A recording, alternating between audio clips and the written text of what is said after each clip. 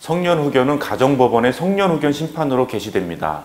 성년후견 심판은 후견을 받을 자 본인, 배우자, 사촌 이내의 친족, 한정후견인, 한정후견 감독인, 특정후견인, 특정후견 감독인, 검사 또는 지방자치단체의 장의 청구에 따라서 개시가 됩니다.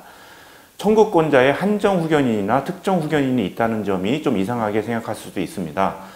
이미 한정후견인이나 특정후견인이 지정되어 있는 경우라고 하더라도 피후견인의 상태가 더 나빠져서 전반적인 사항을 포괄적으로 관리할 필요가 있는 경우에는 기존의 한정후견인이나 특정후견인이 일반 성년후견인 심판 청구를 할 수 있도록 규정을 한 것입니다. 성년후견 심판 청구가 있게 되면 가정법원은 본인의 의사를 고려해서 심판을 해야 하고, 일반적으로 피성년 후견인이 될 사람의 정신상태에 관해서 의사에게 감정을 맡긴 후에 성년후견의 필요성이 인정되는 경우 성년후견인을 선임하고 있습니다. 성년후견인은 친척이나 가족들만 선임될 수 있는 것은 아닙니다.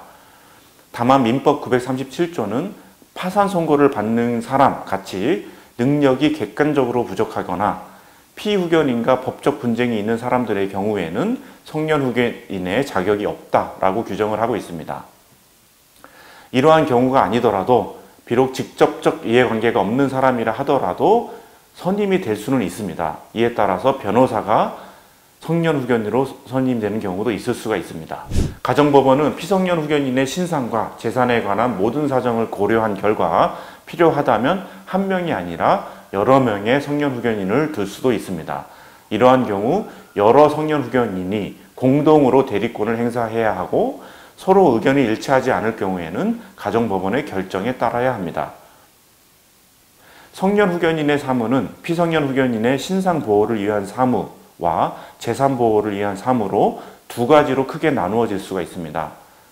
신상보호에 대한 결정은 피성년 후견인이 스스로 그 상태가 허락하는 범위 내에서는 단독으로 결정할 수도 있습니다. 다만 심신상의 문제로 단독 결정이 어려운 경우에는 성년 후견인이 신상에 대한 결정을 하게 됩니다.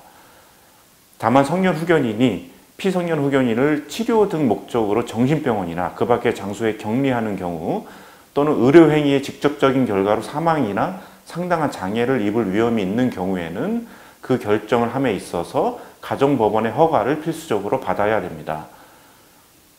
또한 성년 후견인이 피성년 후견인을 대리해서 피성년 후견인이 거주하고 있는 건물 또는 대지에 대해서 매도나 임대, 전세권 설정, 저당권 설정, 임대차의 해지, 전세권의 소멸, 그 밖에 이에 준하는 행위를 하는 경우에도 가정법원의 허가를 받아야 됩니다.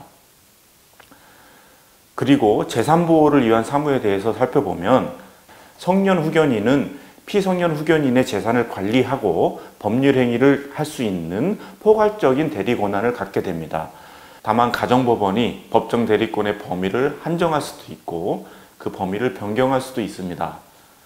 성년 후견인이 포괄적인 대리권을 갖는 경우라 하더라도 영업에 관한 행위, 금전을 빌리는 경위, 의무만을 부담하는 행위, 부동산 또는 중요재산에 관한 권리의 득실 변경을 목적으로 하는 행위, 소송행위, 상속의 승인, 한정승인, 포기 또는 상속재산의 분할에 관한 협의를 할 경우에는 성년 후견인의 감동을 필수적으로 받아야 됩니다.